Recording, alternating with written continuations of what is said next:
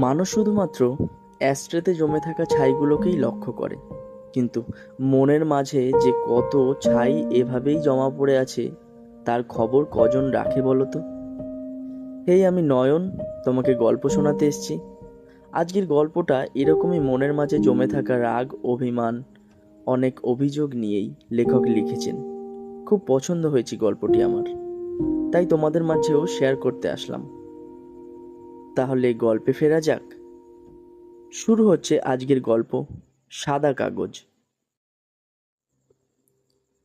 অনেকেই ব্রেকআপ হলে পুরনো ভালোবাসার মানুষকে ভুলতে নতুন আরেকজনের সাথে সম্পর্কে জড়িয়ে পড়ে। এই একজনকে ভুলতে আরেকজনের সাথে সম্পর্কে জড়িয়ে পড়াটাকেই রিবাউন্ড সম্পর্ক বলে। আসলে কি জানো, এই একজনকে ভুলতে আরেকজনকে রিপ্লেস করার বিষয়টা কখনোই সঠিক নয়।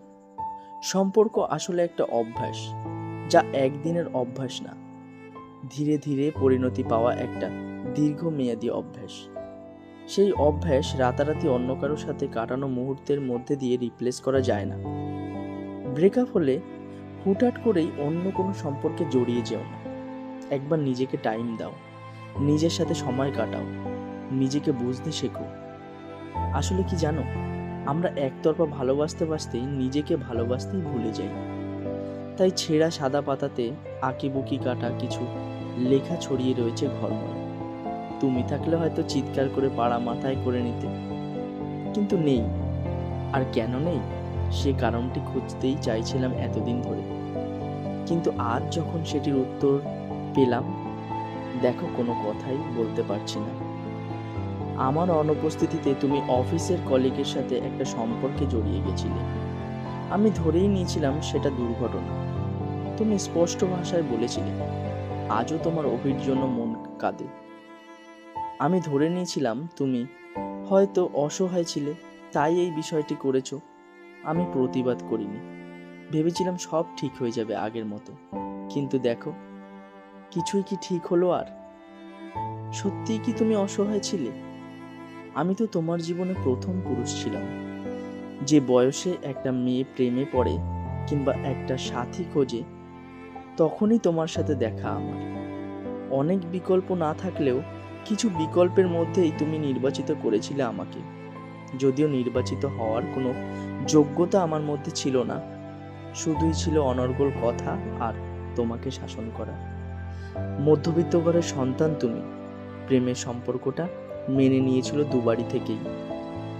তোমার কথায় তোমার বাবা সুবিধের মানুষ না, তোমার পড়াশোনা থেকে যাবতীয় খরচা যোগান দিতে হতো আমাকে।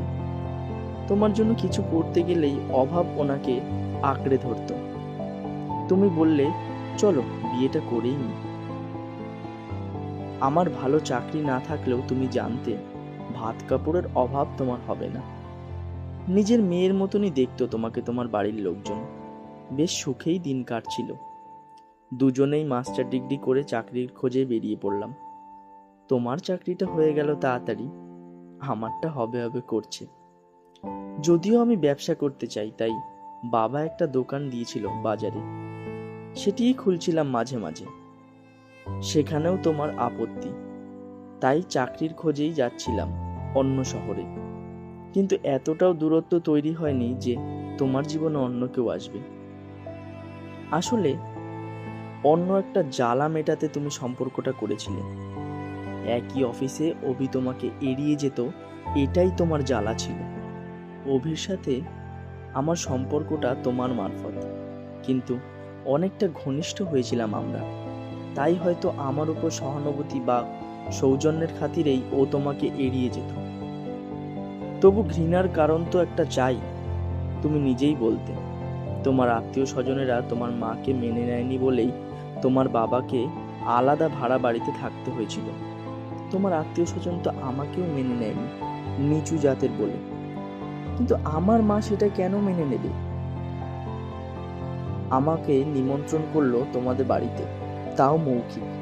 একটা কার্ডও রেখে যেতে পারলো না তোমার জ্যাঠামশাই। ওদিকে আমার বাড়ি ফেলেই তোমার বাড়ি যেতে হয়।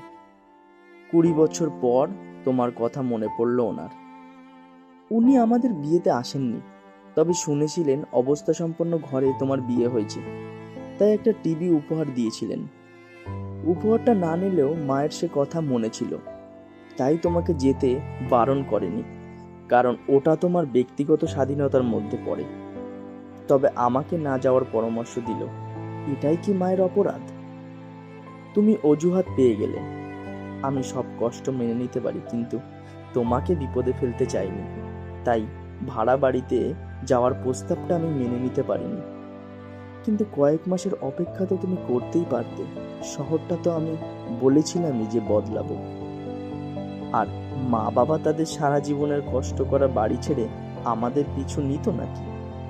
তাছাড়া তাদের কোনো অভাব নেই যে আমাদের উপর নির্ভরশীল হতে হবে। জানি না কেন তোমার এত তাড়া ছিল সম্পর্কটা ভাঙার জন্য, যে কথা বলার সুযোগ পর্যন্ত তুমি দাওনি।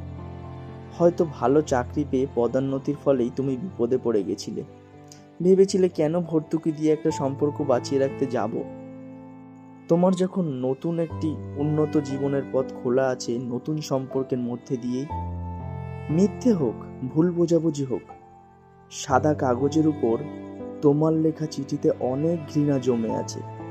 তবে সেসব কথাগুলো হয়তো তোমার নয়। আমি তো খুব একা। আমার চোখে জল আসে তোমার জন্য, কলমে আসে ভালোবাসার আকুতি, কিন্তু ঘৃণার কথা লিখতে চাই তোমার জন্য। সাদা কাগজের স্তূপে স্মৃতির ভিড়ে একদিন তো বেশ সুখেই ছিলাম আমরা, কিন্তু এ শহরের সেটা পছন্দ হলো না। শুনছিলেন আজকের গল্প সাদা কাগজ। স্টোরি কালেকশন তুহিন চক্রবর্তী, গল্প পাঠে আমি নয়ন মণ্ডল, পোস্টার ডিজাইনিং বিশ্বজিৎ মজুমদার এবং সাউন্ড এফেক্ট সৌরভ ধারা। পরবর্তী গল্পটি নিয়ে আমরা নির্দিষ্ট দিনে ফিরে আসব। ততক্ষণ সুস্থ থাকুন, ভালো থাকুন।